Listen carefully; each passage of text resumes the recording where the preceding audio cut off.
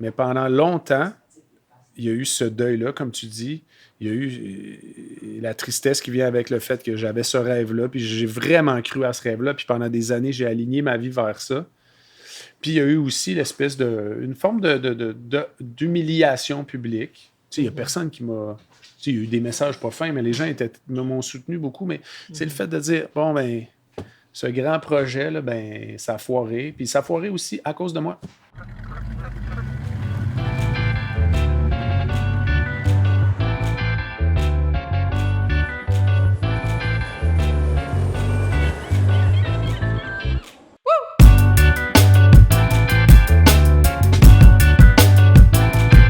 Bienvenue dans le podcast Destination Entrepreneur. Je m'appelle Luce Morin, je suis comptable professionnelle agréée depuis plus de 30 ans.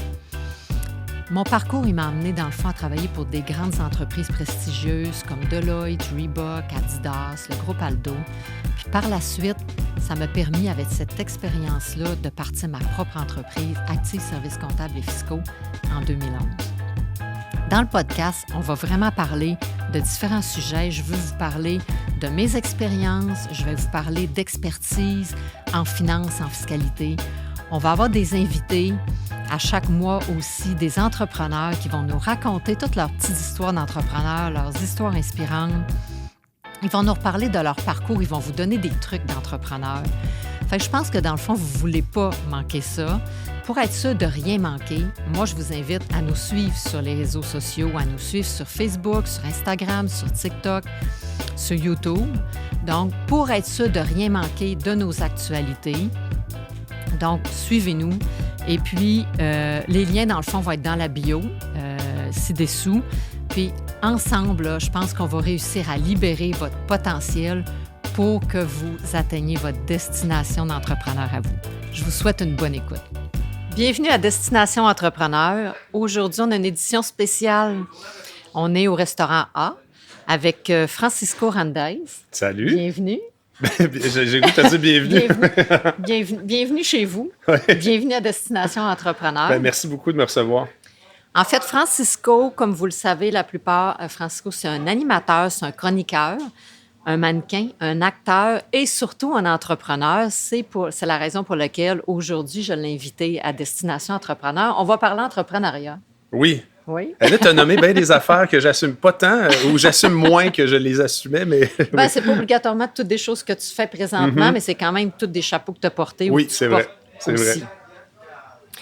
Donc, je pense que j'aimerais ça rentrer direct dans le vif du sujet. Let's go. Et puis, partir, parce que tu as plusieurs entreprises ou tu en as eu plusieurs, tu as plusieurs projets. Tu es un gars quand même de drive. Puis c'est pour ça que je voulais vraiment t'avoir comme invité. J'aime ça, des gars de projet, puis des gars avec des objectifs. On va en profiter parce qu'on est dans le restaurant A ici. Mm-hmm. Tu es copropriétaire de ce restaurant-ci. Oui. Moi, j'aimerais ça que tu nous parles de ton association parce que tu n'es pas tout seul propriétaire. Donc, j'aimerais ça que tu nous parles comment les gens, dans le fond, c'est-tu les gens qui t'approchent pour faire des projets ou c'est toi qui arrives, tu dis « Ah, j'aimerais ça faire telle affaire », puis... Ben, dans le cas du restaurant A, moi, j'ai eu un bar avant qui s'appelait La Porte Rouge, qui a été ma première vraie expérience dans le monde de l'hospitalité où j'étais hands-on dans l'entreprise. Là. Tu sais, La Porte Rouge, ultimement, j'étais l'actionnaire principal.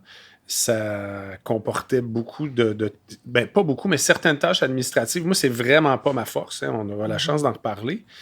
Donc, je me suis un peu fait les dents sur La Porte Rouge. Avant ça, j'étais dans le monde de l'événementiel, en organisation, en hosting aussi, mais je n'étais pas entrepreneur dans le monde de l'hospitalité.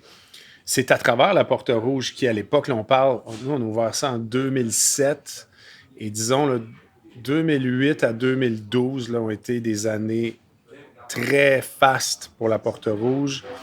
C'était pas mal la place à être, là, disons, dans le coin du plateau. Puis même à Montréal, les gens venaient de loin pour aller là. Puis c'était une époque où il n'y avait pas, disons, Rive-Sud et Rive-Nord. C'était moins développé. L'offre était moins développée. Donc, il y avait beaucoup de gens qui venaient de la Rive-Sud pour sortir à La Porte Rouge. Il y avait des line-up incroyables là, à l'époque où il y avait encore des gros line-up.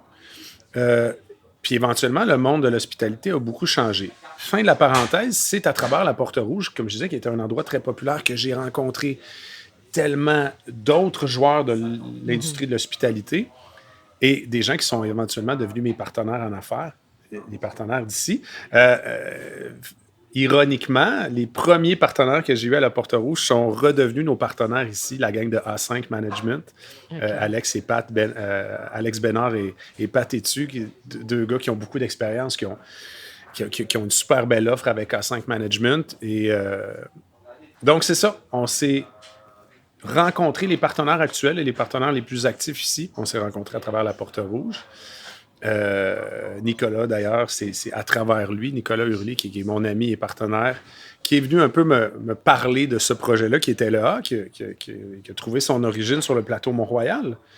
Le A Vieux-Montréal, c'est la deuxième destination avec le Nao Bar en bas. Mm-hmm. C'est vraiment la suite du A Mont-Royal là, qui a été comme un succès. Oui, qui a été un succès, mais vraiment l'adresse phare, puis un côté très familial aussi au A Mont-Royal. Et c'est comme ça que après le succès du A Mont-Royal, on a décidé de continuer l'aventure avec le A Vieux-Montréal et éventuellement le Nao Bar en bas et les kiosques. On a un premier kiosque au 4 Cars. Un kiosque A. Donc ça, c'est une autre business aussi là, dans laquelle qu'on apprivoise encore parce que vraiment, les concessions, les kiosques, là, c'est vraiment une bébite à part. C'est super intéressant. Ouais. Vraiment, définitivement. Puis... Fait qu'est-ce qui fait justement que tu vas accepter d'embarquer dans un projet? Ça va-tu être plus en termes de personnes qui vont te demander puis dire j'ai le goût de faire ce projet-là avec eux ou tu vas plus y aller en fonction du risque financier ou de dire peu importe, j'y vais par passion? Ou... Oui. Le restaurant A, ça a été, et surtout le A Vieux-Montréal et le Nao, ça a été le dernier projet dans lequel j'ai accepté d'embarquer. Je pense que ça va être le dernier, bien honnêtement. Là, puis il y a aussi le reste de ma carrière qui s'est beaucoup développé depuis 10 ans, qui prend beaucoup plus de place dans ma vie. Cela dit, pour répondre à ta question, on en a parlé souvent au téléphone. Puis c'est d'ailleurs pourquoi j'avais un peu hésité à accepter ton invitation au début, parce que je me considère pas tant entrepreneur, en fait. T'sais. Je pense que je suis un bon idéateur, un bon créateur. Mais l'entrepreneuriat, ce que j'ai appris de l'entrepreneuriat, c'est que ça demande énormément d'organisation et c'est très difficile. C'est très difficile d'être entrepreneur. Moi, la formule dans laquelle j'ai toujours accepté d'embarquer, c'est une copropriété dans laquelle on va léguer un peu les tâches administratives, soit à des entités extérieures, c'est le cas de la structure qu'on a ici. Il y a beaucoup de choses qu'on fait à l'interne, mais il y a des choses qu'on va confier à l'externe, une partie de la comptabilité, tout ça.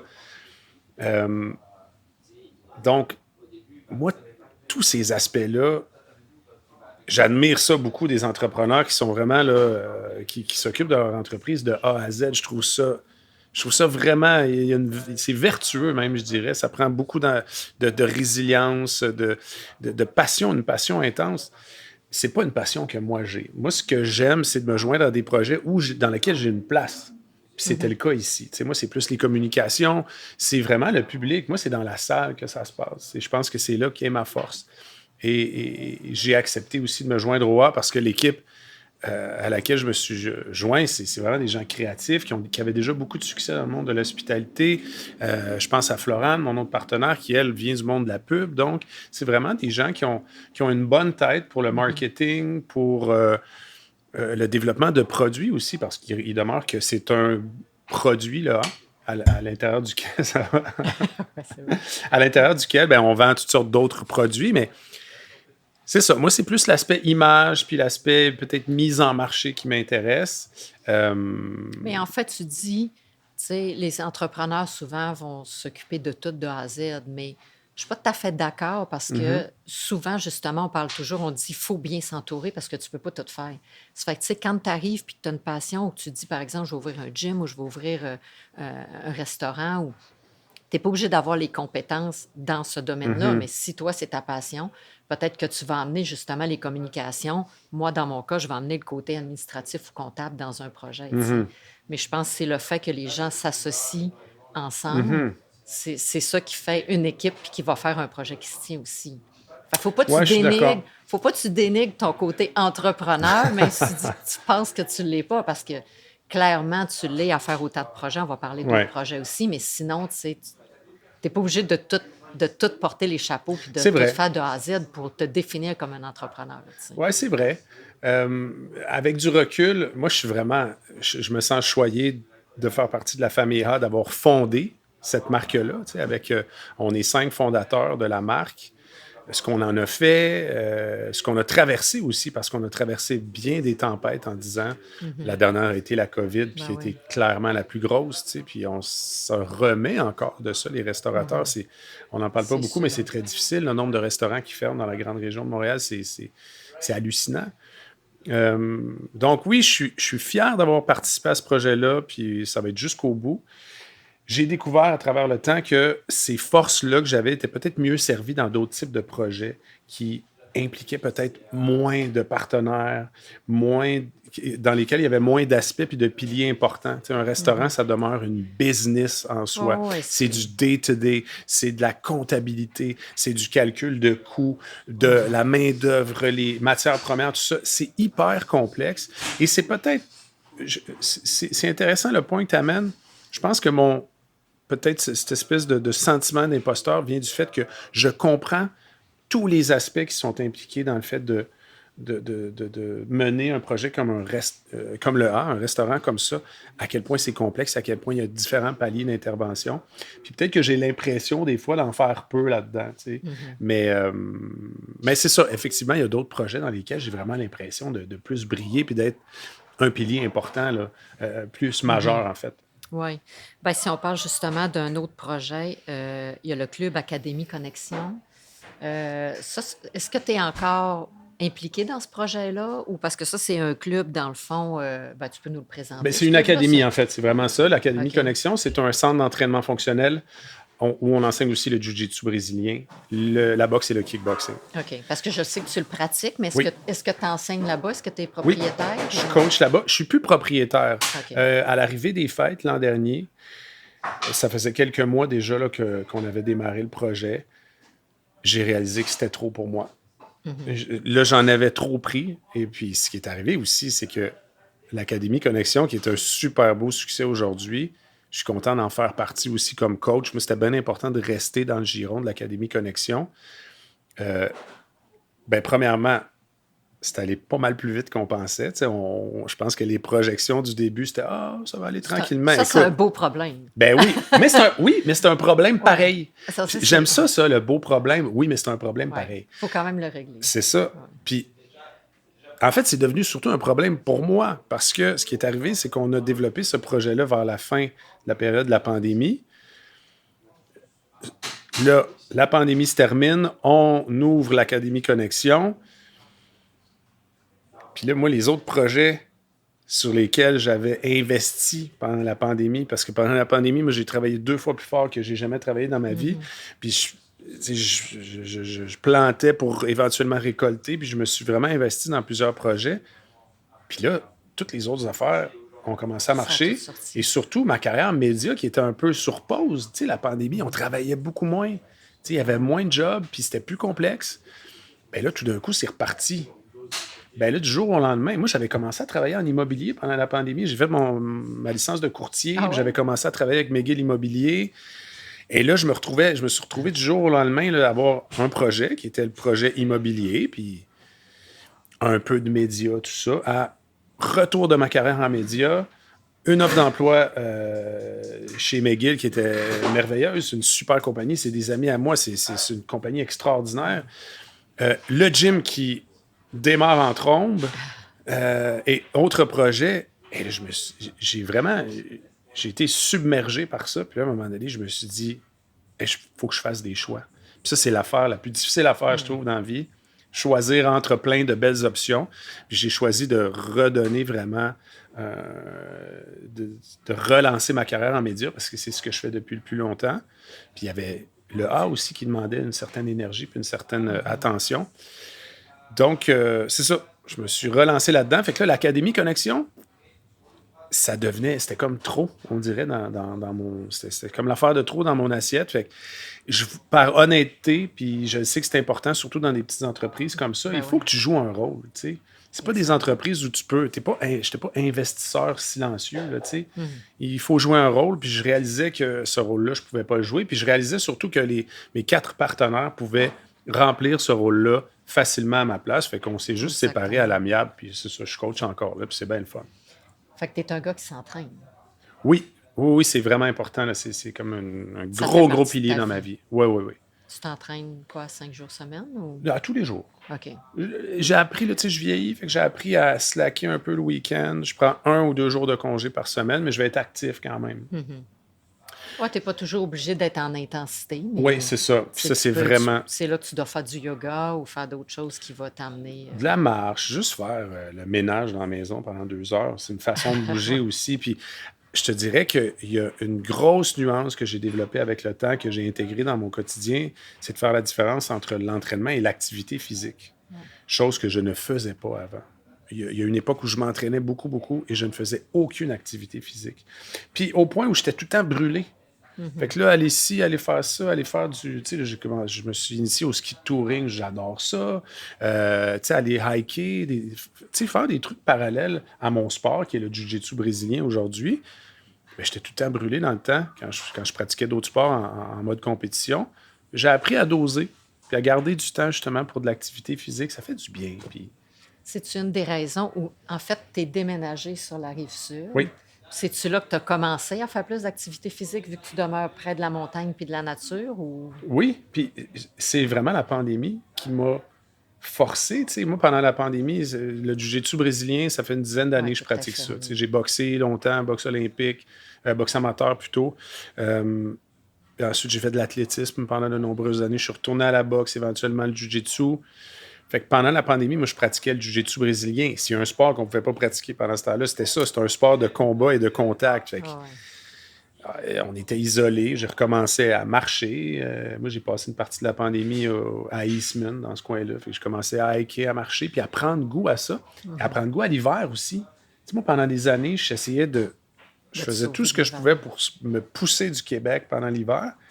Puis la pandémie m'a appris à apprécier l'hiver, puis les joies de l'hiver. Tu sais, comme je te dis, le ski de touring, le hiking.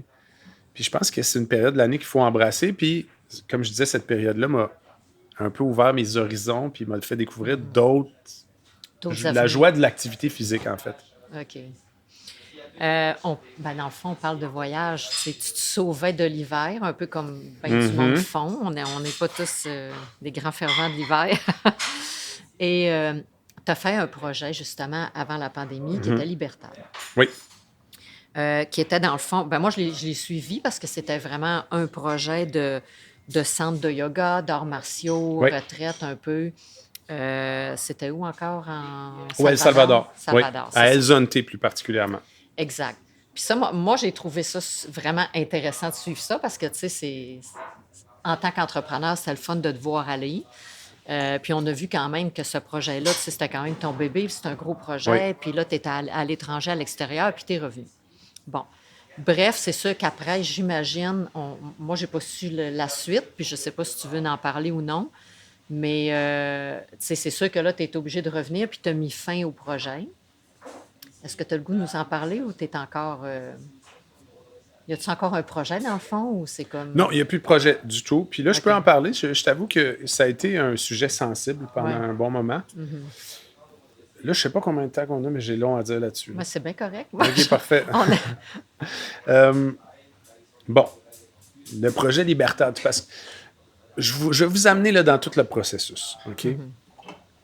Me voilà qui me dit Hey, moi, j'aimerais ça passer l'hiver 4 mois et demi par année ailleurs.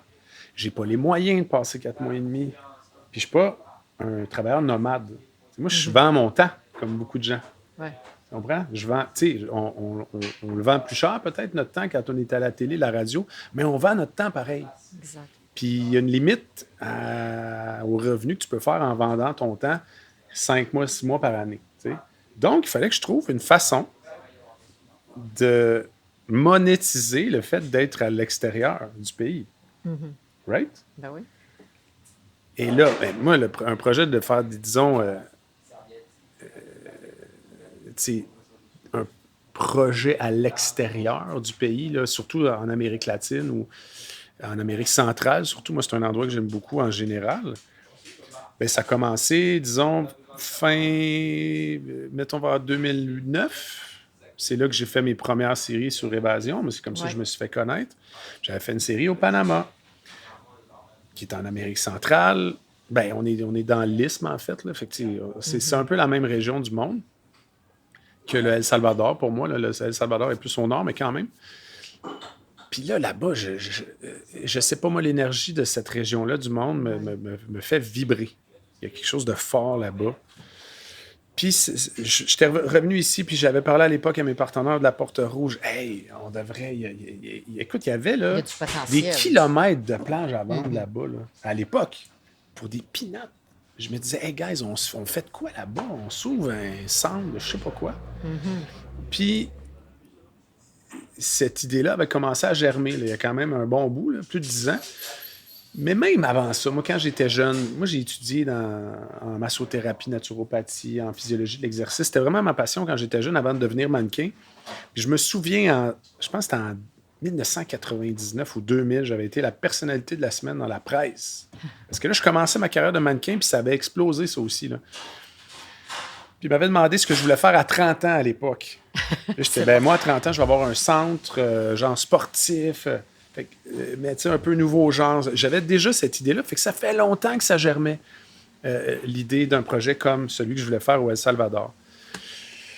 Les années qui ont précédé, donc on fait un bond dans le temps, là, les années qui ont précédé le El Salvador puis Libertad, je suis allé au Costa Rica, beaucoup, j'avais des amis qui étaient là-bas, qui avaient un projet, je suis allé explorer là-bas, je suis allé passer quelques mois là.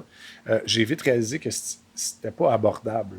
Le Costa Rica, c'est déjà très cher. C'est des zones qui sont un peu développées, là, parce que des zones pas développées où tu peux acheter ce que tu veux, là, à 50 000 $, tu as des acres de terrain.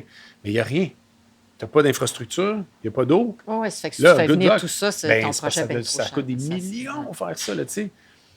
Donc, l'idée, c'était de trouver une parcelle de terre qui était dans une région qui était exploitée, mais pas trop. L'El Salvador, c'est un peu ça. Donc, ma copine de l'époque, elle avait un projet au El Salvador, un centre de retraite déjà. J'ai voyagé avec elle, j'ai découvert le El Salvador, puis je suis tombé en amour avec cet endroit-là. Je suis allé explorer un petit peu encore, je suis allé en Équateur, entre autres. J'ai pas aimé ça. Revenu au El Salvador, puis j'ai dit, c'est ici. C'est là que ça se passe. Puis j'avais vraiment un coup de cœur pour cet endroit-là, pour les Salvadoriens aussi. Puis là, je me lance dans, je sais pas, dans cette espèce d'idée-là, puis je ramasse mes idées, puis sur papier, ça faisait beaucoup de sens, là. C'était beau, Puis là, je me suis dit, hey, attends une minute. Parce que là, ça prend de l'argent pour développer ce projet-là. Je n'ai pas, j'ai pas des centaines de milliers de dollars à investir. Je dis, OK, je vais aller chercher des partenaires. Mais moi, pendant que je suis là-bas, l'hiver, je vais faire quoi? Parce que c'est bien beau là, d'avoir les fonds pour développer le projet puis les investir dans le projet. Faut que je vive, moi. J'ai dit, hey, je vais faire un show de télé qui va documenter mon projet là-bas. Fait que là, je dis, bon, écrit, hey, là, dans ma tête, là, j'étais en business, là. Et là, moi, j'avais trouvé l'idée du siècle. Monte le projet. Puis, tu sais, j'avais déjà de l'expérience là-dedans avec ma partenaire Cindy aussi, qui est aussi mon agente. C'est pas le premier projet qu'on présentait. On a l'habitude de faire des pitchs télé. Puis, on avait déjà vendu des projets. Fait que, tu sais, on monte un super beau projet. On est allé le vendre à TVA. Ils l'ont acheté. Puis, on part dans le développement de ce show-là. Moi, j'avais passé pas mal de temps au El Salvador avant. J'avais déjà défriché un peu. Fait que, tu sais, on arrive dans le show de télé, on part pas de zéro. Puis je le disais quand même, c'était transparent.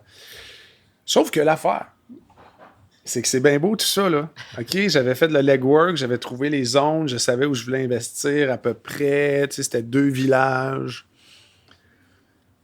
Puis là, on avait une super équipe aussi avec Jean-Philippe Parizeau à la réalisation qui a vraiment aidé à même développer mes propres idées pour le projet. Fait que là, c'est bien beau tout ça. Ma tante embarque là-dedans. Mon chum Danny, qui lui habite à Londres, il est avocat là-bas, mais il dit hey, moi, j'embarque dans ton projet. Mon ex-copine. Fait que là, c'est cool. Le show de télé, ça part. Mais là, je me rends compte que j'ai pas l'argent pour faire ce projet-là. Parce que là, ça coûte pas mal plus cher que j'avais imaginé. Ouais. Puis ça, là, je suis sûr qu'il y a du monde qui regarde et qui disent, mais il est bien niaiseux, tu sais. Mais moi, j'avais pas pensé à ça. Ah, J'y avais non, pensé, mais dans ma tête, tout allait s'aligner. Puis c'est là que je te dis que l'aspect financier, c'est pas juste pas ma force, c'est vraiment une faiblesse chez moi. Et le projet Libertad, en toute honnêteté, je me suis dit, hey, c'est pas mon premier barbecue. J'ai eu plein d'autres, des business qui ont bien fonctionné. Ça va bien aller. Et je me fiais beaucoup sur ma capacité à rassembler des gens. Exact. Mais là, Former il manque. une équipe, dans le fond, puis même aller chercher de l'argent, parce que, tu sais, souvent, les projets, oui, tu peux pas avoir d'argent puis dire, OK, moi, je m'ouvre telle affaire ou j'ai telle idée, mais il y a moyen d'en trouver de l'argent tout le temps, là. Je comprends, Luce. Mais il y a une limite, là. C'est sûr qu'il faut que tu aies le profit qui va aller avec. Mettons, nous autres, on avait acheté les terrains, tout ça. Il y avait une partie qui était faite. Mais là, mettons, il manquait, là, pour que ça se tienne un petit peu, là, un 200 000 US. Okay. Là, nous autres, on ne l'avait pas, là. Il n'y a pas un de nous quatre qui l'avait. Fait que là, essaye de convaincre quelqu'un, toi. Parce que, hey, des gens intéressés, là, dès les premières diffusions, là, tu devais recevoir des demandes. Je recevais des dizaines de messages sur Messenger. Mais il y a quelques personnes avec qui je me suis effectivement assis pour discuter de ça, mais il n'y a personne qui voulait investir parce que c'est 100% risque. Ah, c'est sûr. Parce que c'est un endroit où, premièrement, les constructions du type qu'on voulait faire, c'est pas assurable. C'est pas assurable. C'est des toits en paille. Tu sais, c'est super pour là-bas. Ça fait la job là-bas. Fait que là, déjà, tu fais « Ah, OK, quand même. » Tu sais, c'est investi, puis qu'il arrive quelque chose. Puis c'est des régions aussi qui se désertifient un peu en ce moment. Il y a beaucoup de feux de brousse. Fait que, tu sais, il y a un risque lié au fait de construire, puis ça peut brûler. Puis après ça, ben good luck, il faut que tu le reconstruises. Puis il y a toujours la politique là-bas aussi, parce que, tu sais, si la politique change ou quoi que ce soit... Ouais. Mais ça, c'est un dossier... tu sais, je pense que la perception des Canadiens du El Salvador, je la comprends, mais c'est plus le pays qu'on pense. Tu sais, au niveau de la violence, des gangs, ils ont vraiment éradiqué ça là-bas. Là. C'est vraiment un pays qui est de plus en plus sécuritaire, pardon. Puis, il y a des belles opportunités d'investissement. Mais il demeure que le climat, ça demeure une menace là-bas. Okay? On est dans cette espèce de couloir-là là, où les changements climatiques là, se font sentir plus vite qu'ailleurs. Donc, il y avait ça. Fait que oui, des gens qui étaient prêts à dire « Hey, moi, j'étais un ancien pompier qui est menuisier, je vais embarquer avec toi. Hey, super cool, man. Bob, t'as l'air vraiment nice, mais t'as-tu 100 000? » Puis là, c'est « Ah non, pas tant. » Tout le monde avait du temps à mettre. Tout le monde avait du temps, personne n'avait de l'argent. Puis là, c'était pas... Moi, je me disais, je peux pas emprunter c'est trop risqué. Fait que là... Mais là, pendant ce temps-là, tu tournais encore ou c'était mais pendant le tournage, là, c'est là où j'arrive au bout de mon histoire. Je sais que j'ai tendance à faire des histoires très longues. C'est intéressant. Vas-y. Là, OK, je commence à... Il y a quelques solutions qui commencent à émerger. 12 mars 2019, si je me souviens bien. Nous autres, on est en plein tournage. OK? Là, on nous dit, hey, il y a une annonce, là, il y a un virus. Oui, puis là, t'es pas ici. On entendait parler de ça. Et là, je me dis, attends une minute, là, qu'est-ce qui se passe? Fait que là, on commence à comprendre ce qui se passe. Et là, on apprend que 24 heures plus tard, les frontières du El Salvador vont fermer. Ah oui. Là, c'est la panique au sein de l'équipe. Les gens veulent être... Mes partenaires qui avaient des enfants, puis tout, tu fais, attends une minute, là, c'est pas vrai, je vais rester pogné ici. Puis moi, j'étais comme, mais non! Dans ma tête, c'est une affaire qui allait durer 2-3 semaines. Ah oui. Puis finalement, on est tous partis. Puis on a bien fait parce que j'ai des amis qui sont restés là-bas, mais des Québécois qui sont restés là-bas 8 mois sans pouvoir sortir du pays. Oui. Je l'aurais pas trouvé drôle, là. Ouais. Et mes partenaires dans le show non plus. Donc là, tout d'un coup, tout était sur hold. Et là, c'était pire. Là, nous autres, on avait 2 terrains là-bas qu'on avait achetés, un projet un peu dans les airs, un show de télé qui reviendrait probablement pas, on ne savait pas, personne ne savait. Puis là, le temps a passé, puis finalement, la pandémie, moi, a été très difficile financièrement, Puis c'est devenu évident qu'on n'allait pas continuer le projet pour des raisons strictement financières. Fait que c'est vraiment, la vérité, c'est que je me suis lancé dans ce projet-là comme quelqu'un qui pitch d'un avion puis qui dit je vais construire le parachute en vol. Et puis j'ai quand même, on a limité les dégâts, mais c'est jamais arrivé.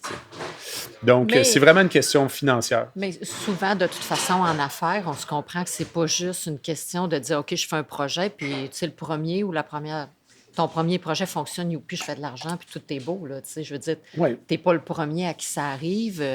Tu sais, ça enlève pas que c'est difficile quand même. Mais moi, j'aimerais ça savoir comment on vit un deuil d'affaires, parce qu'il reste que c'est un deuil d'affaires. oui. Puis c'est aussi dur qu'un autre deuil, tu sais, de passer à travers ça, parce que c'est ton bébé, c'est ta passion, tu sais, tu rêvé à ça, tu sais, tu voulais faire le projet. Fait que quand ça aboutit pas, c'est dur à prendre quand même, tu sais. Oui, ça a été dur à prendre, surtout parce qu'il y a eu beaucoup d'espoir puis d'attente. Puis je pense que beaucoup de gens ont vécu ça aussi pendant la pandémie. Mais là, c'était d'être toujours un peu sur la glace. Est-ce que la pandémie va finir? Est-ce que TVA va embarquer dans une saison 2? Parce que c'était risqué pour eux aussi, là. Tu sais, on lance une prod, puis là, finalement, il y a un autre lockdown, puis ils perdent. Ouais. Fait que c'était risqué pour plein de gens. Fait que beaucoup, beaucoup d'attentes, de l'espoir, essayer de relancer le projet autrement. J'ai essayé pendant comme 1 an et demi. Puis éventuellement, puis c'est ça, me rendre à l'évidence que ça se passerait pas.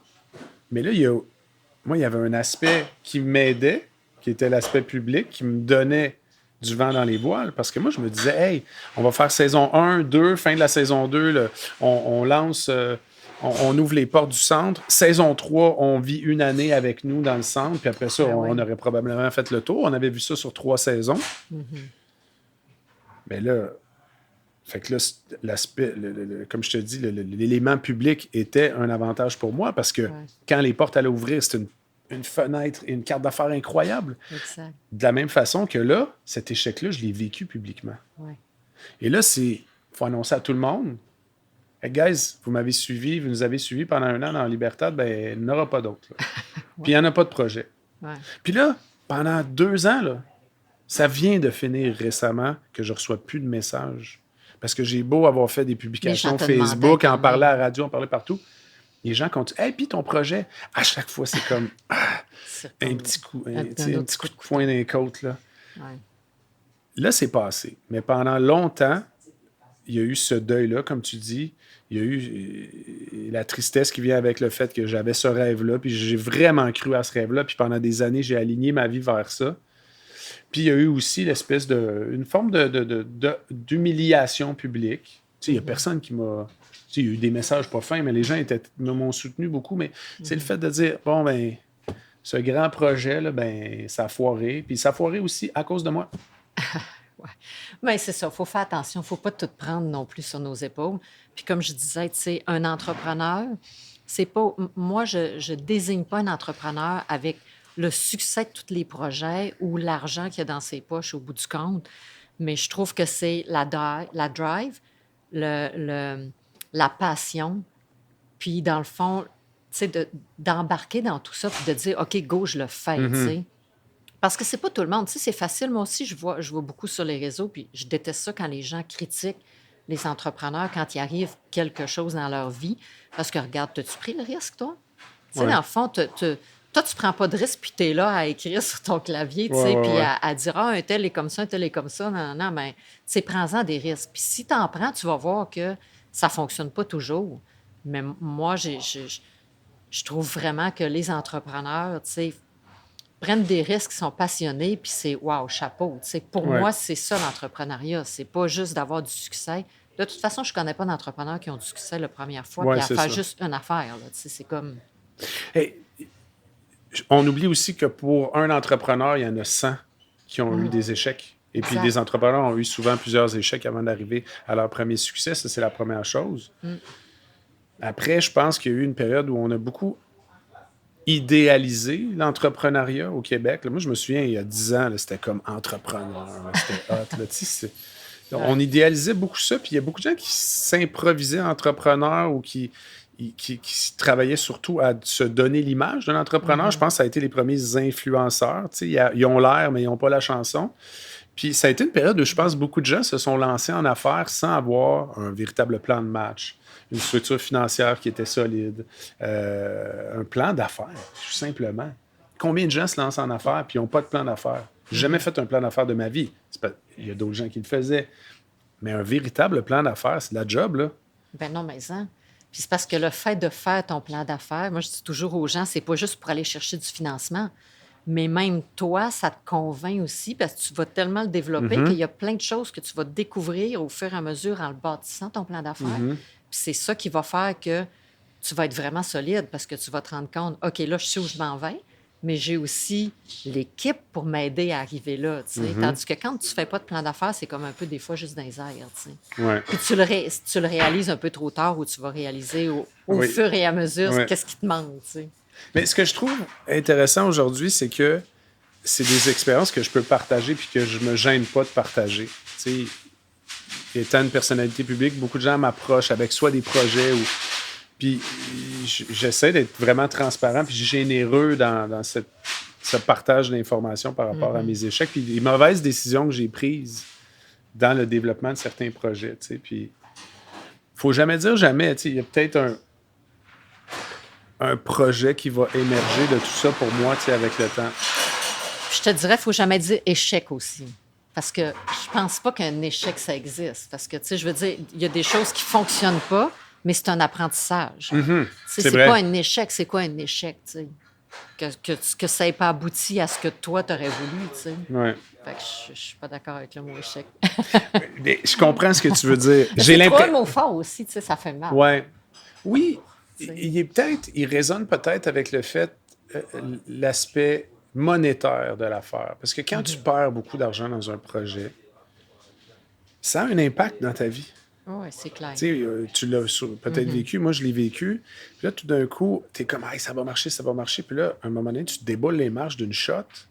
Ouais. Moi, ça m'est arrivé dans un autre projet qu'on n'a pas nommé. Puis celui-là, j'ai pas envie d'en reparler, mais j'avais perdu beaucoup et presque tout même. Ça m'a pris des années. Je te dirais, là, c'est les derniers 1000, moi, là, ça fait des années, là, puis je vis encore certaines répercussions de cette décision-là que j'ai prise il y a 8 ans, 9 ans. C'est beaucoup quand même. Là. Non, c'est clair. C'est clair. Donc, peut-être qu'échec, c'est pas le bon mot.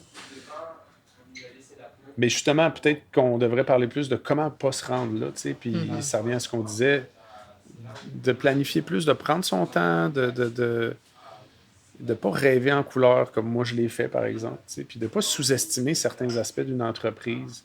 Comme tu disais au début, confier ça peut-être à quelqu'un d'autre, puis confier ça à quelqu'un de confiance aussi, parce que ça, c'est un autre aspect. Des partenaires malhonnêtes, c'est terrible, ça aussi. Fait que c'est vraiment de faire ses devoirs, puis d'être un peu patient des fois, puis de peut-être reporter le moment où on va se lancer dans l'entrepreneuriat, si ce n'est que quelques semaines, des fois, ça peut faire toute la différence.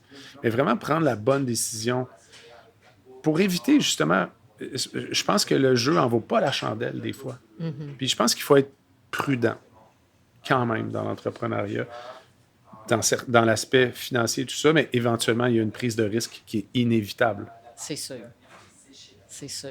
Puis, tu sais, tu peux prendre les décisions en fonction aussi de ta passion, puis qu'est-ce qui t'amène là. Mais ça ne veut pas dire que tu ne peux pas calculer tes risques quand même, tu sais. On est d'accord. Fait que sur ça, vu que ce projet-là de partir 4 mois l'hiver, puis que maintenant que tu aimes l'hiver, je ne sais pas jusqu'à quel point, mais est-ce que tu voyages quand même? Est-ce que tu aimes ça partir un petit peu l'hiver quand même, te promener un peu en Amérique du Sud? Ou... je ne suis pas parti depuis 1 an. Je suis allé passer 1 mois en République dominicaine l'an passé, un endroit que j'ai... ça fait un petit peu plus qu'1 an. Là. Un endroit que j'ai adoré, là, hors des sentiers battus. Là. Okay. La région de Samana, c'est hallucinant. Peut-être un petit 2-3 semaines au temps des fêtes. Okay. Et ça va vraiment être à partir de l'année prochaine. Là, que... comme je te dis, moi, je suis en train de régler certaines choses personnelles là, liées à des dettes du passé d'entreprise. Je suis pas mal sur la fin de tout ça. Je veux comme fermer cette boucle-là pour passer à l'autre étape. Fait que oui, les voyages, c'est sûr. Là. T'aimes ça? Ben oui, puis tu sais, je m'ennuie de faire du surf. Tu sais, moi, j'avais vraiment... Vrai, ouais. J'étais drivé par cette passion-là, qui était une passion quand même nouvelle. Là, je suis pas un grand surfeur, mais j'ai surfé beaucoup dans les 10 dernières années. Puis c'est un sport dans lequel il faut vraiment que tu t'investisses beaucoup. Ben, c'est beaucoup de pratique aussi, parce que là, ici, il n'y a pas grand plage. Il y a du surf de rivière, c'est différent, là, mais moi, c'est le surf en board shorts. C'est ça qui m'intéresse là, dans des endroits tropicaux, là. Oui. Puis maintenant, justement, là, tu parles du côté financier. Tu te dis, bon, tu sais, une fois que tout est réglé ou tu sais qu'on s'en va vers là, je vais passer à d'autres étapes. Je voyais aussi, tu parles beaucoup de décisions de vivre minimaliste. Donc, Oui. si tu as des conseils à donner aux gens, justement, quand il arrive quelque chose dans leur vie ou qu'ils perdent un emploi, c'est quoi? Qu'est-ce que ça veut dire, dans le fond? Les événements des dernières années, moi, m'ont fait réaliser l'importance de vivre au-dessous de ses moyens. Puis ça, c'est mon chum Marcel Étienne qui m'avait dit ça il y a une couple d'années. Puis je riais un peu de lui avec ça, parce que moi, à l'époque, tu sais, je vivais une petite affaire au-dessus de mes moyens. Et j'ai découvert le plaisir de vivre en dessous de ses moyens. Parce que, tu sais, Ça j'ai enlève eu du accès à stress. des environnements luxueux puis à du luxe dans ma vie. Ça m'a pas rendu plus heureux. Fait que ça, c'est la première affaire. Fait que moi, une voiture de luxe ou des vêtements de luxe ou un appartement de luxe, moi, en ce moment dans ma vie, ça m'intéresse pas. Peut-être que plus tard, ça changera. Mais le fait de ne pas avoir ces envies-là puis ces besoins-là, moi, ça m'a libéré vraiment beaucoup. Puis c'est quand même... C'était bien avant la pandémie, mais la pandémie a rendu ça obligatoire d'une certaine Ben façon. oui. Puis quand on est sorti de la pandémie, puis que moi, les choses ont vraiment recommencé à rouler beaucoup là, depuis plus d'un an, j'ai décidé de garder le même mode de vie. OK. C'est la décision que j'ai prise, puis je trouve ça plus simple Ben, de c'est vivre sûr. comme ça. Puis je trouve que si tu te contentes... Mais en fait, c'est même pas se contenter de peu. C'est que j'ai l'impression que quand on est tellement dans l'abondance matérielle, on finit par être un peu saoulé par tout ça, puis un peu insensible. Puis je réalise que, tu sais, ça va peut-être te paraître intense, mais moi, de me lever le matin, être au chaud dans mon appartement, ouvrir le robinet, pouvoir boire l'eau, être en santé, c'est un luxe énorme. Puis c'est Exact. une richesse vraiment énorme. Puis j'ai comme changé ma perspective de vie, puis je me concentre sur ces choses-là que je considère des cadeaux, puis il y en a plein dans une journée. Fait que Fait que tout tu es ça, c'est plus à fermé. l'écoute aussi, puis tu vois plus aussi ce qui se Ouais. passe. Tu as plus le temps de voir puis d'apprécier. Ouais, j'apprécie là, des choses que je voyais même pas avant. Fait que ça a changé beaucoup ma façon de vivre. J'ai pas envie de revenir en arrière du tout. Puis ma mentalité, c'est je continue à travailler puis à développer ma carrière. Puis l'abondance financière est quand même là. Mais tout ce qui s'en vient, ça va être pour créer autre chose. Puis là, je sais pas encore c'est quoi, mais j'aurai les moyens financiers de le faire. Puis ça serait quelque chose que je ferai qui va être beaucoup plus proche de moi puis qui va se faire de façon plus organique. Plus naturel. C'est ça. Mais c'est comme ça que je vois l'argent, une espèce de lubrifiant, en fait, qui va faciliter le mouvement des rouages, puis tout ça. C'est un peu comme ça que je le vois, mais je le vois pas comme plus de pouvoir d'achat. Fait que ça a changé beaucoup pour moi. Voilà. Ben, bravo. Merci. Non, mais c'est de base, mais c'est pas ce que tout le monde fait dans leur vie. Puis, tu sais, ça va tellement vite que des fois, on oublie, puis on embarque comme dans le rouage de dire, ah, ben, je vais travailler plus, je vais faire ça, je peux m'acheter ça, je peux. Tu sais, dans le fond, l'important, comme tu dis, si toi, t'aimes justement voyager ou faire du surf, ben, tu vas mettre ton argent là, puis tu vas dire, écoute, ça, j'ai le goût de le faire pour moi, tu sais, ça fait que je vais le faire, puis c'est tout. Mais ça veut dire que toi, où tu te vois, là, j'imagine que tu es un gars de projet, là, tu dois avoir quand même ton Oui, il y hamster en de a. tournée, puis dire, j'ai des idées, j'ai des projets que j'aimerais réaliser les prochaines années. As-tu des petites affaires que tu veux jaser ou, ou pas du tout? Sans être concret, je veux dire, tu te vois où dans le fond? Parce que là, on voit un peu ton enlignement des prochaines années, comment tu veux vivre, développer, mais y a-tu des projets ou des choses que tu aimerais réaliser peut-être éventuellement? Oui, mais justement, j'ai décidé de faire moins d'affaires. Tu sais, puis de pousser plus des projets qui sont déjà existants. Tu sais, pour moi, la radio, les communications, c'est quelque chose de bien important. Fait que j'ai décidé d'alimenter au quotidien ces choses-là. Tu sais, de perdre cette peur de manquer quelque chose, puis de manquer un événement. Puis, De bien faire ce que tu fais oui, présentement aussi, tu puis de sais, l'amener à un autre niveau. oui, à la façon d'un artisan qui, à chaque jour, polit sa lame. C'est un peu ça. C'est un peu ça. J'ai été inspiré beaucoup par la philosophie des shokunin au Japon, des gens qui vont, pendant des décennies même faire la même chose, répéter les mêmes gestes jusqu'à la quasi-perfection qui arrive jamais, mais c'est aussi ça qui est beau, c'est de savoir que tu n'arriveras jamais. Puis c'est d'avoir le courage de développer quelque chose, de développer un art, un aspect de ta vie. Donc, les communications, c'est quelque chose de bien important pour moi, mais j'aime aussi l'aspect psychologie des communications, ça m'a toujours intéressé. Puis évidemment, tout ce qui est en lien au mouvement, les sports de combat, le développement du mouvement plus holistique aussi, c'est quelque chose qui m'intéresse beaucoup, que je développe, que j'enseigne. En ce moment, je me laisse porter un peu, puis je vis ça pleinement, en me disant que je suis pas pressé de développer un projet, puis que tout ça va s'aligner. Tu sais, je suis comme dans une zone de confiance où j'ai envie de dire à la vie, hey, moi, j'ai essayé beaucoup d'aller vers toi, je t'invite à venir vers moi, exact. Puis en vivant à chaque jour mes passions pleinement, puis entièrement, on verra ce qui se passe. Autre chose que je tiens à dire, puis tu sais, on parlait de l'aspect financier. Moi, c'est quelque chose que j'ai vraiment pris en main dans les dernières années. Je travaille avec une équipe, ça fait maintenant 10 ans, là, mais plus intensément depuis 5 ans. Puis ils m'ont vraiment... C'est une agence qui s'appelle Nirvana, qui font de la conciergerie financière. Okay. Et moi, ils m'aident vraiment là, dans tout ce qui est gestion, administration. Puis ça a changé ma vie, pour vrai.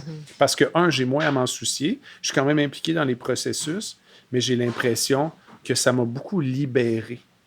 Parce que moi là, il y a 12 ans, là, 15 ans, là, je me souviens, une année là, où là, j'avais 4-5 ans d'impôts pas faites. Ouais. Ça fait rire. Non, ça me fait pas rire parce que j'en vois tous les jours. Ben, j'en vois. Ça fait longtemps, là. Moi, j'arrive de loin. Mais moi, là, je recevais des lettres avec avis final, là. T'es pas stressé, là. Zéro, là. Et imagine, aujourd'hui, mes affaires sont tellement à l'ordre. Mais y a-tu un jour, à un moment donné, que ça te stresse? Parce que, mettons que les clients viennent me voir dans ce cas-là, il y a une limite, tu sais, quand, je sais pas, ton compte de banque est retenu ou quelque chose par Revenu Québec, là, ça te fait réaliser, oh my God, il faut que je fasse quelque chose, mais c'est parce que plus que tu attends avec les années, plus que tu procrastines, mais là, plus que le stress doit monter parce que là, tu n'as aucune idée de la dette fiscale que tu es en train de te monter avec les pénalités intérêts. Là. Ben moi, c'est ça. C'est qu'à un moment donné, là, les Revenu Québec, tout ça, Revenu Canada sont plus relax, là, mais il y a un bout, là, Revenu Québec, il y avait comme une petite escouade de recouvrement. Là, je pense qu'ils ont démantelé ça. Là. Tout le monde sont encore assez oui. À Revenu Québec. Moi, je me souviens d'avoir eu... C'est un autre sujet, Luce. Des expériences de me faire appeler par un fonctionnaire de Revenu Québec, me faire hurler après au téléphone. Et comme, on est où, là? Je pense que c'est beaucoup plus courtois. Il y a eu beaucoup de plaintes par rapport à ça, mais je t'avoue que ce genre d'appel-là, là, tu fais « Hey, peut-être je devrais m'occuper de faire mes rapports d'impôts puis de payer mes impôts. » Ça a pris des années à me sortir de ça. Fait que ce que je trouve cool aujourd'hui, c'est qu'il y a toute une génération de jeunes qui sont intéressés par les finances, par l'auto-investissement, qui sont vraiment impliqués dans leur vie financière. Je pense qu'il y a une belle génération en ce moment qui feront pas les mêmes erreurs que peut-être ma génération a faites. Mais je pense qu'on parle plus de finances aussi. Je sais pas, c'est moins tabou. C'est comme... Tu sais, on en parle aujourd'hui, mais moi, j'adore parler finances avec les gens. J'adore parler aux entrepreneurs parce qu'on apprend aussi de ça. Fait que, non, je sais pas. Mais je pense qu'effectivement, on s'en va vers une génération que les gens s'occupent plus de leurs finances et de leurs affaires. Puis c'est correct aussi. Mais si tu t'en occupes pas, c'est quelqu'un d'autre qui va s'en occuper. Exact. Puis il y a plein de façons. Aussi, exactement. Oui. Tu peux, comme toi, faire affaire avec quelqu'un qui va t'aider à t'en occuper. T'sais. Mais je veux dire que quelqu'un d'autre va s'occuper de toi, dans le sens où il y a une façon de s'occuper de ses finances pour sauver des sous carrément. Exact. Parce que si tu t'en occupes pas, ça te coûte plus cher. Puis il y a une façon aussi de gérer ton argent.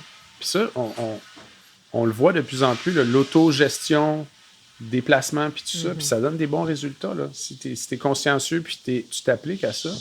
Parce qu'on est à une époque, je pense, générer des revenus passifs, c'est inévitable. Ah oui.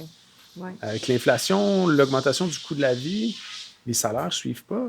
On le voit au quotidien, les gens ont de la misère à arriver. Donc, c'est important. Si en plus que c'est difficile, tu ne gères pas tes finances puis tu t'endettes, mon Dieu, c'est la fin du monde. C'est lourd quand même quand tu es là-dedans. Là. Mais toi, le déclic s'est fait comment là, pour les gens, mettons, qui nous écoutent puis qui sont dans ce cas-là, là, que c'est quand tu as eu le déclic de dire, mon Dieu, il faut que je m'occupe de mes affaires. Ou il faut que je trouve quelqu'un qui va m'aider à m'occuper de mes affaires. Y a-tu un déclic ou ça s'est juste fait tranquillement, naturellement? Comme je t'ai dit, ça fait 10 ans. Là, j'essaie de me souvenir comment j'ai rencontré Annika, qui est celle qui a fondé Nirvana. Je pense que c'est mon agent Paul Rodriguez, un de mes agents de l'époque, qui m'avait mis en contact avec Annika. J'ai rencontré Annika, puis là, elle a fait « Eh boy, Il y a du chemin à il y a faire. de la job, là. T'es-tu prêt? Parce que ça va être Il intense. faut que tu veuilles aussi. Là, Ouais. tu sais, c'est comme... Mais tu sais, moi, j'ai jamais fait de faillite, là. Mhm. Mais, calique, il y a des moments... J'étais comme, Qui est on tire-tu juste la plug? Mais justement, parce qu'au niveau de l'entrepreneuriat, il y a des conséquences quand tu fais faillite. Non, exact. Si tu es honnête, là, si tu commences pas à faire des prête-noms de ton cousin puis de ta nièce, là, Ouais. tu sais, si tu es legit dans la vie, puis tu fais faillite puis tu es entrepreneur, ça te met des bâtons dans les roues quand même. Ah non, c'est sûr. Après, quand tu arrives pour réemprunter ou quoi que ce soit, C'est comme ça. C'est pas facile, non? Y a-tu quelque chose, toi, dans... En fait, j'aurais 2 questions dans 2 sens différents. Y a-tu un des projets dans ta vie ou des projets ou des trucs, peu importe ton développement, donc tu es vraiment fier? Aujourd'hui, puis tu te dis avec le recul, wow, ça, c'est quelque chose que... Ben le restaurant A. Tu sais, je suis fier de nous, de notre équipe. Je suis fier qu'on ait traversé plusieurs époques, qu'on ait traversé la pandémie ensemble, qu'on ait eu des hauts et des bas aussi au niveau personnel, parce que les partenariats d'affaires, c'est pas toujours facile. Puis qu'on ait persisté, puis qu'on soit encore là aujourd'hui après presque 10 ans, dans une industrie qui est difficile. Oui. Fait que ça, c'est une grande fierté. Mais la fierté, en général, c'est d'avoir persisté dans le monde des médias. Ça fait quand même... Tu sais, mes premiers pas dans le monde des médias, c'était en 96, peut-être. Premier pas, là. Tu sais, ça fait 27 ans. Mais plus sérieusement, là, un petit peu plus que 15 ans. Puis c'est un parcours qui est semé d'embûches, au cours duquel on a essayé de me décourager de nombreuses fois. Puis Qui, dans le fond? Ton entourage? Ah, oui, mon entourage, mais des gens de vie en l'industrie général? aussi. Tu sais, c'est OK. pas... on t'accueille pas les bras ouverts pour te dire hey, « viens te joindre à la grande famille du showbiz et des médias. » Là, ça marche pas de même. On veut donner Faut que cette tu fasses ton impression-là. chemin. Faut que Ben tu oui, fasses puis ton c'est chemin. hyper compétitif. Puis moi, j'arrivais du milieu de la mode, dans lequel j'ai bien réussi aussi en faisant à ma tête, pas mal. Mais là, j'arrivais du milieu de la mode dans le milieu de la télé québécoise, puis c'était comme... Lui, il est mieux de prendre un numéro, tu sais. Puis moi, j'aimais ça. J'aime les communications médias, puis c'est pas le showbiz qui m'intéresse, c'est vraiment les communications. Puis je trouve que c'est une super belle plateforme. Puis je suis fier d'avoir persisté là-dedans, vraiment. Puis d'être encore là aujourd'hui, tu sais. Non, effectivement. Ouais, Puis, ça tu sais, fait moi, j'ai longtemps. commencé à te suivre, c'est ça, sur Évasion, tu sais. Tu avais pas mal Mais ça fait d'émissions, 15 ans. dans le fond. Ben oui. Puis là, tu es encore là. Là, présentement, tu es à Rythme FM, c'est ça? Oui, je suis à Rythme. Ça fait 12 ans quand même que je suis à Rythme. C'est arrivé tôt. J'avais pris une petite pause pendant les projets en Amérique latine. Puis c'est ça, je suis encore là. Tu es encore là. Ouais. Bien, on va terminer parce qu'on le sait que le restaurant, on est Oui. en plein dans le restaurant, puis le restaurant On est va dans- ouvrir tantôt, là, dans quelques minutes. Il est 5 heures, en fait, c'est que ça ouvre. Donc, ce qu'on va faire, c'est que moi, j'aimerais ça quand même te poser une dernière question que je pose à tous mes invités. Est-ce que tu aurais, quel meilleur conseil, dans le fond, que tu aurais à donner à n'importe quel entrepreneur qui veut partir en affaires? Dans le fond, quel truc qu'il pourrait mettre dans sa valise pour atteindre sa destination à lui ou à elle? Là? Ben, je peux juste me fier sur mon expérience personnelle. C'est déjà pas mal. Oui, ben, je me sens pas. Je sens pas que je peux donner des conseils à des entrepreneurs. Je sens que je peux donner peut-être le conseil de quoi pas faire. Hein, ça va être ça mon conseil. Puis ça revient à ce que je disais tout à l'heure.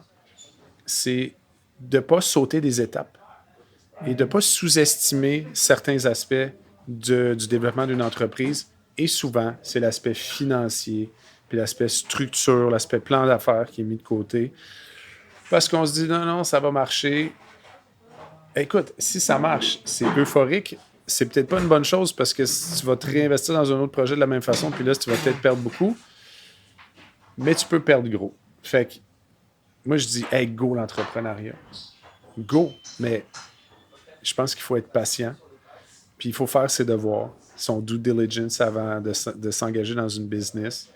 Puis de rêver, mais de pas Ben oui, rêver en couleur, mais tu comprends ce que je veux dire? Oh oui, mettre tes lunettes roses, mais rester Ouais, quand même terre à terre. oui, c'est ça. Puis de créer cet équilibre-là entre rêver grand, mais être aussi tu sais, consciencieux et pragmatique à certains égards.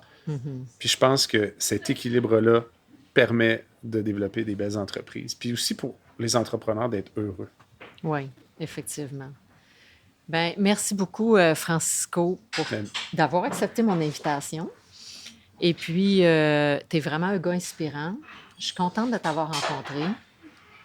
Et puis, je souhaite longue vie à ton restaurant ici. Moi, je suis venue plusieurs fois, mais j'invite tout le monde à venir. C'est vraiment un bon restaurant.